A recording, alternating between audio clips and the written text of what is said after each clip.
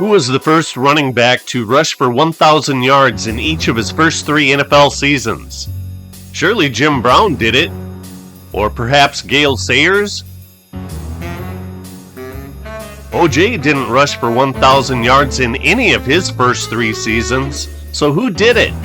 It's Big John Brockington of the Green Bay Packers who turned the trick from 1971 through 1973. In 1968 and 1969, Brockington was the left halfback for Ohio State, and his duties were to primarily block for fullback Jim Otis and quarterback Rex Kern. For the 1968 season, number 1 ranked Ohio State was the national champion after defeating number 2 ranked USC 27-16 in the Rose Bowl, played on January 1st, 1969. In 1970, head coach Woody Hayes moved Brockington to fullback, and he ran for an Ohio State then record 1,142 yards and scored 17 rushing touchdowns. During Brockington's 4-year stay at Ohio State, the team's record was 27 wins and 2 losses.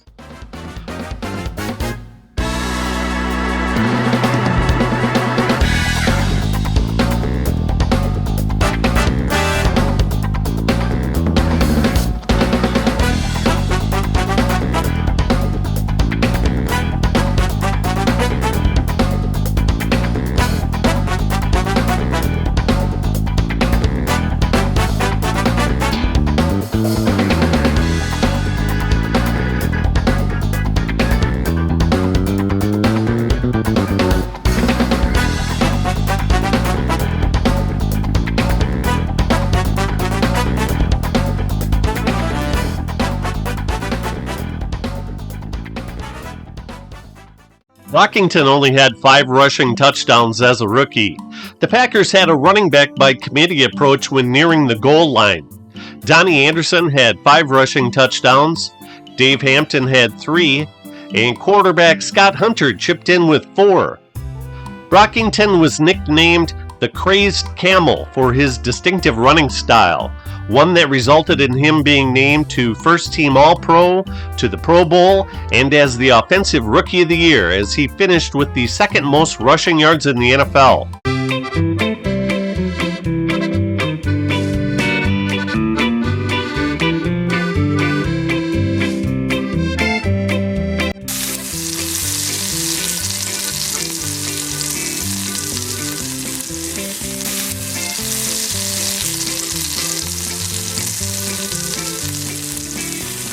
Brockington had a very successful rookie year despite woeful quarterback play. Rookie Scott Hunter only threw 7 touchdowns against 17 interceptions and ranked 27 out of 30 quarterbacks with a low 46.1 quarterback rating. Bart Starr was age 37 and even had a lower quarterback rating at 45.2 as he failed to throw a touchdown pass in 4 games played in the final year of his magnificent career. 40-year-old Zeke Bratkowski hadn't played in the NFL since 1968, but the Pack was so desperate that they brought him out of retirement to play in 6 games. How bad is that? Packers' hopes were high in 1972. Bart Starr was now the quarterback's coach, and number 16 Scott Hunter had the starting quarterback position all to himself as he started all 14 regular season games. Unfortunately, costly interceptions plagued him again in his 2nd NFL season. He only threw 6 touchdown passes against 9 interceptions in 199 passing attempts. He only averaged 89.4 passing yards per game.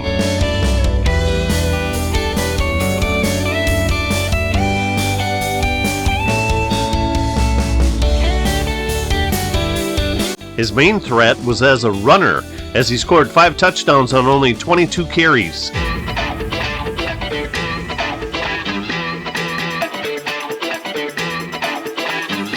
Most of the heavy lifting was done by Brockington, however.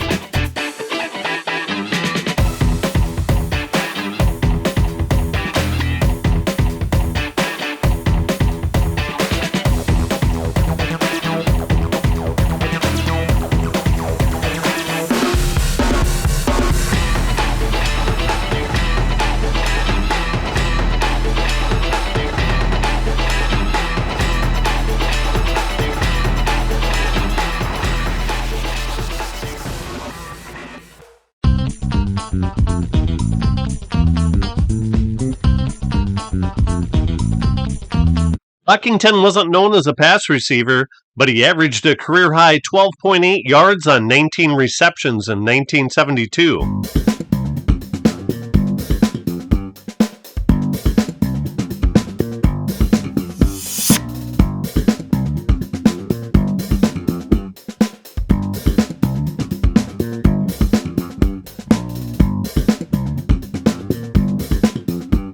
At 6 foot 1 inch, 225 rock-solid pounds, Brockington was surprisingly quick to the hole and was a heavy load to bring down once he gathered steam.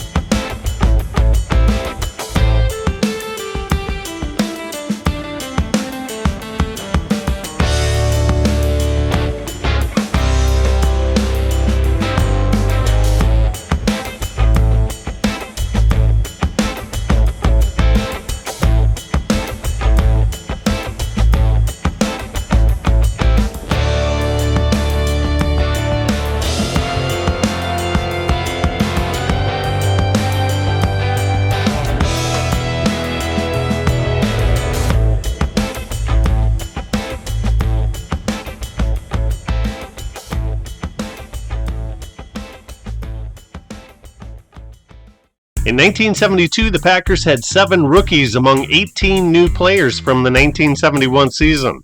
The Pack clinched their first NFC Central Division crown since 1967.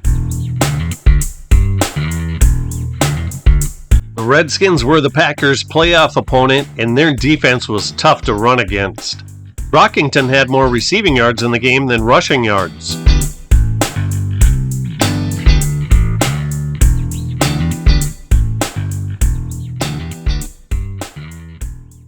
In 1973, the Packers used the same offensive philosophy as they had the 2 previous years. Give the ball to Brockington and hope that the defense can keep the opponent in check.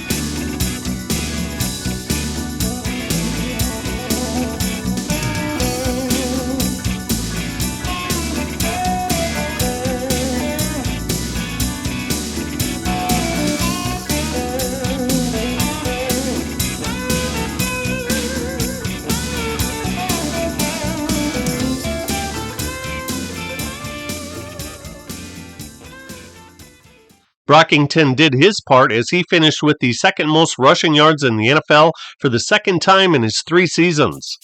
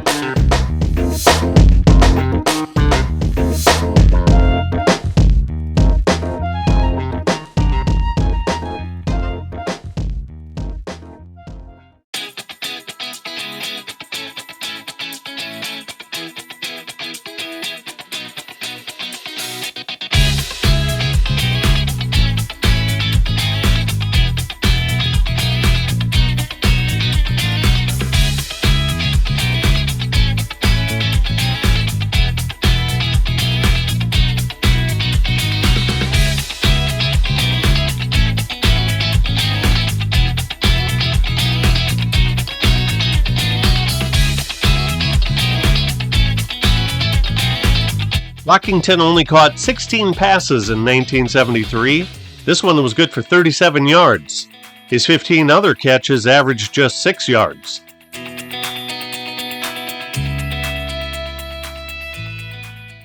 Packers quarterbacking in 1973 held a lot to be desired.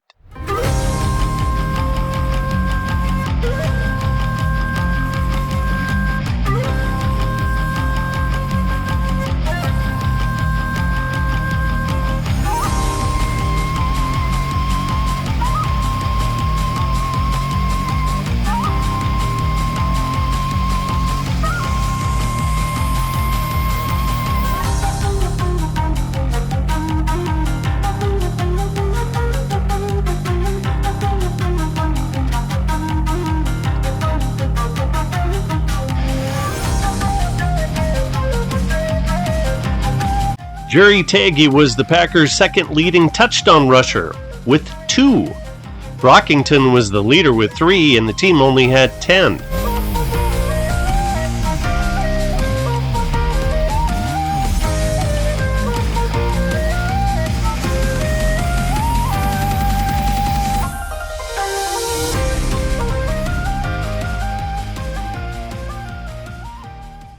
Scott Hunter didn't fare any better.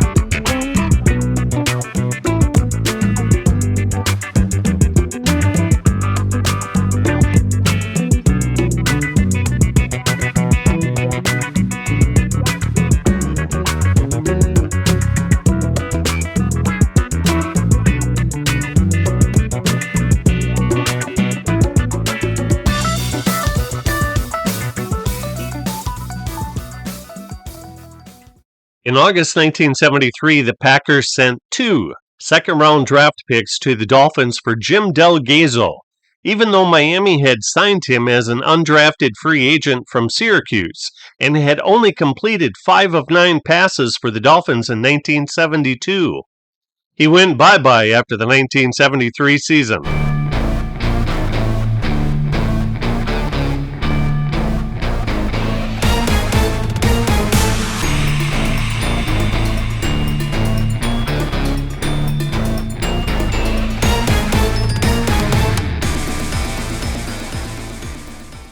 Brockington finished in the top 5 in NFL rushing attempts each of his first 4 years in the league.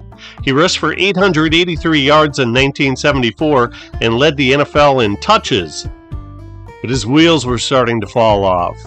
The Packers had burned him out. Still, his 5,185 career rushing yards were just outside of the top 20 all-time at the time of his retirement. Detractors of Brockington's running prowess may point to his low 3.8 career yards per carry. But look at the lack of quality quarterbacking that he put up with. Defenses were stacking the line and daring the quarterback to beat them. Yards per carry can be a misleading statistic. The main thing is that the running back pile up a bunch of yards. One of the most similar players to Brockington is John Riggins in terms of quality and shape, per ProFootballReference.com. Riggins had a 3.9 career yards per carry, and he's a Hall of Famer. Floyd Little's career yards per carry is also 3.9, and he's a Hall of Famer, so let's not make it out to be a big deal.